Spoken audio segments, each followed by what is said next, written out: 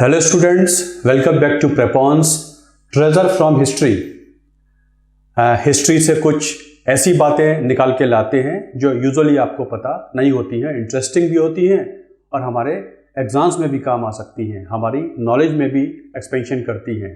तो पिछले पार्ट में हमने देखा कि गांधी जी किस तरीके से लंदन पढ़ने गए थे, कैसे बैरिस्टर बने। आज इसी सीरीज़ में एक और महानायक की बात करते हैं, सुभाष चंद्र बोस। कैसे सुभाष चंद्र बोस हिटलर से मिलते हैं। आज हमारा ये टाइटल है, Subhash Chandra Bose meets Hitler. Hitler से उनकी मुलाकात होती है। So he was part of Indian National Congress और उनका सोचना ये था कि जब तक आर्म्ड स्ट्रगल नहीं होगी, सशस्त्र विद्रोह नहीं होगा, तब तक आज़ादी नहीं मिल पाएगी और कांग्रेस में रहते हुए ऐसा संभव नहीं था। बहरहाल 1939 त्रिपुरी सेशन के बाद कुछ इंटरनल डिफरेंसेस होने लगते हैं और कुछ समय के लिए सुभाष चंद्र बोस को कांग्रेस से बाहर आना पड़ता है। वो जब कांग्रेस से बाहर आ गए हैं तो वो अपने हिसाब से काम करने लगे हैं और एक सशस्त्र विद्रोह की तैयारी भी करने लगते हैं, बट जल्दी ही उनको अंग्रेज हाउस अरेस्ट में रख देते हैं कैलकाटा में। So he was under house arrest in Calcutta, but किसी भी अरेस्ट में सुभाष बोस रहने वाले तो है नहीं और वो कुछ ना कुछ सोच रहे हैं। Under some planning, secret planning, he decides to somehow move out of India. So, on the night of January 16 at 1:35 a.m., he, along with his nephew, अपने भतीजे शिशिर बोस के साथ, वो एक इंश्योरेंस एजेंट बनकर जियाउद्दीन की डिस्गाइज में, वेशभूषा भी बिल्कुल जियाउद्दीन जैसी है, वैसी शेरवानी पहन रखी है, वैसी अपना उन्होंने हुलिया बना रखा है और बाकायदा एक कार्ड भी बनवाया है। The empire of India life assurance company limited के वो एक इंश्योरेंस एजेंट हैं। तो जियाउद्दीन के नाम से महानायक सुभाष बोस निकल पड़ते हैं कैलकाटा से। ये उनकी कार है, उनके भतीजे की कार है। इस कार में पीछे की सीट पे बैठ के, वांडरर कार ये कंपनी है, इस कार में बैठ के वो निकल पड़ते हैं बाई रोड और अंग्रेज़ों का पहरा चारों तरफ था। सुभाष बोस की गतिविधियों पर नज़र रखी जा रही थी, हाउस अरेस्ट थे ऑब्वियसली। वहाँ से वो निकल पड़ते हैं और बाई रोड कार से बचते बचाते वो पहुँचते हैं गोमोह। सो ही रीचेस गोमोह इन झारखंड और वहाँ से फिर वो एक ट्रेन लेते हैं। ऐसा लगता है कि एक यंग आदमी, भतीजा उनको छोड़ने आया है, कोई जान नहीं पा रहा है। वहाँ से ट्रेन लेते हैं और ट्रेन से पहुँच जाते हैं वो पेशावर। किसी तरीके से सुभाष बोस पेशावर पहुंचते हैं, वहाँ पहुंचते हैं और पेशावर से फिर वो किसी तरीके से मदद लेकर काबुल पहुंच जाते हैं। अब काबुल में तो उनको पठान बहुत सारे अंग्रेज़ों के वहाँ एजेंट भी हुआ करते हैं। अब वहाँ बचना पड़ेगा तो उनको फिर सलाह दी जाती है कि वो डेफ एंड डम्ब बन जाएं। अगर पठान पश्तो भाषा में कोई बात करेगा और पश्तो तो उन्हें आती नहीं है, अगर पश्तो भाषा में बात करेगा और आती नहीं तो पकड़े जाएंगे, तो वो डेफ एंड डम्ब बन जाते हैं, ना तो सुन पाते ना बोल पाते हैं। जब बोलेंगे नहीं तो ऑब्वियसली वो पकड़े नहीं जाएंगे। खैर वहाँ पर उनको सपोर्ट भी मिला हुआ है।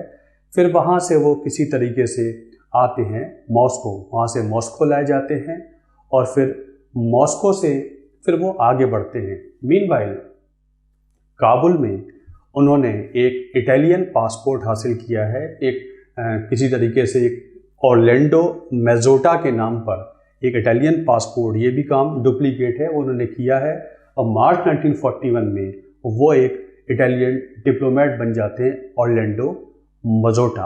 अब सुभाष बोस बन जाते हैं ऑर्लैंडो मजोटा और यहाँ से वो अब पहुँचेंगे बर्लिन। बहरहाल मॉस्को से उनको मदद मिलती जा रही है, मदद सभी जगह उनके पास है। अब यहाँ से मदद लेके वो बर्लिन पहुँच जाएंगे और फिर यहाँ से मॉस्को से वो रोम जाते हैं, रोम से बर्लिन। उधर ये पता लग गया है सुभाष बोस काबुल में हैं और अंग्रेज़ों ने अपनी सारी जितना भी तंत्र है उसे फैला दिया है और उनको ये माना गया है कि टर्की से होते हुए यूरोप में एंटर करेंगे। तो वहाँ सारा इंतज़ाम है कि वहाँ पर उनको असैसिनेट कर दिया जाए। अंग्रेज़ों के डायरेक्शंस हैं ही शुड बी असैसिनेटेड, उनको मार दिया जाए अगर वो टर्की से उधर होते हैं, एंटर करते हैं यूरोप में। बहरहाल सुभाष बोस होशियार हैं, चतुर हैं और वो बिल्कुल अलग तरीके से ही अल्टीमेटली पहुंच जाते हैं अप्रैल 1941 में बर्लिन। इस होप में पहुंचे हैं कि हिटलर से उनको मदद मिलेगी। बर्लिन पहुंचते हैं On 3rd April 1941, he enters the German Foreign Office. I am Orlando Mazzotta. Italian diplomat enters Germany. वहाँ पर मिलते हैं वहाँ के जर्मन फॉरेन ऑफिस के अंडर सेक्रेटरी से, और ऑर्लैंडो मजोटा वहाँ पर अपने प्लान बताते हैं। और प्लान ये है कि यहाँ पर एक गवर्नमेंट इन एग्जाइल बनाएंगे और यहाँ पर एक लॉन्चिंग अ मिलिट्री ऑफेंसिव, एक मिलिट्री ऑफेंसिव भी क्रिएट करेंगे।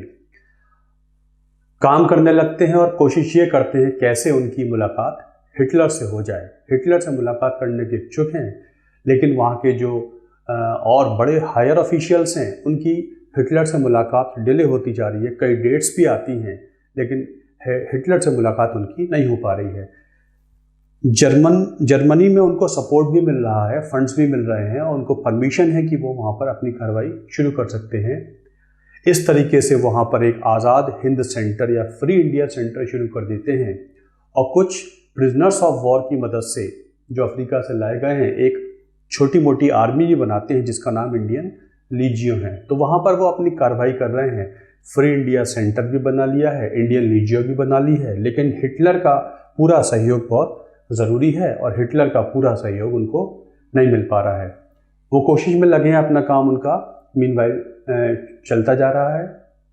अल्टीमेटली काफ़ी जद्दोजहद के बाद 29 मई 1942 Hitler he was taken by an aeroplane to meet Hitler. Prussia में कहीं जाकर उनकी हिटलर से मुलाकात होती है, और वहाँ 4-5 लोग ही उस रूम में हैं, और अपनी स्टडी में हिटलर मिलता है सुभाष चंद्र बोस से, उनका वेलकम करता है, और वहाँ पर बातचीत भी होती है। सुभाष चंद्र बोस, हिटलर का ये कहना है कि 200 साल तक इंडिया यूनिटी ला नहीं सकता, वो स्लेवडम में रहेगा और वो स्लेवरी रहेगी और वो कुछ नहीं हो सकता है। तो वो कहते हैं एक अंग्रेज़ों ने एक आयरन की केज बना रखी है भारत में, और वहाँ से निकलकर एक यंग अपस्टार्ट, यदि आपके सामने जो एक ग्रेटेस्ट कमांडर है इस वर्ल्ड का आके खड़ा हो सकता है और अंग्रेज़ी शासन को गिराने के लिए, तो आप समझ सकते हैं कि भारत बहुत दिन तक गुलाम रहने वाला नहीं है। तो सुभाष बोस के उनसे डिस्कशन होता है। बहुत ज़्यादा इसके बारे में नहीं पता है, बट जो डिफरेंट सोर्सेज हैं उनके थ्रू ये I am able to tell you. बहरहाल हिटलर से कोई बहुत ज़्यादा एश्योरेंस नहीं मिल पाती है। वो मीटिंग तो होती है, बहुत ज़्यादा फ्रूटफुल मीटिंग नहीं साबित होती है भारत के लिए। वो समझ जाते हैं कि यहाँ कुछ ज़्यादा होने वाला नहीं है। अल्टीमेटली वो फरवरी 1943 में प्लान बनाते हैं कि अब जर्मनी से निकलना चाहिए और साउथ ईस्ट एशिया, जावा, सुमात्रा पहुंचना चाहिए।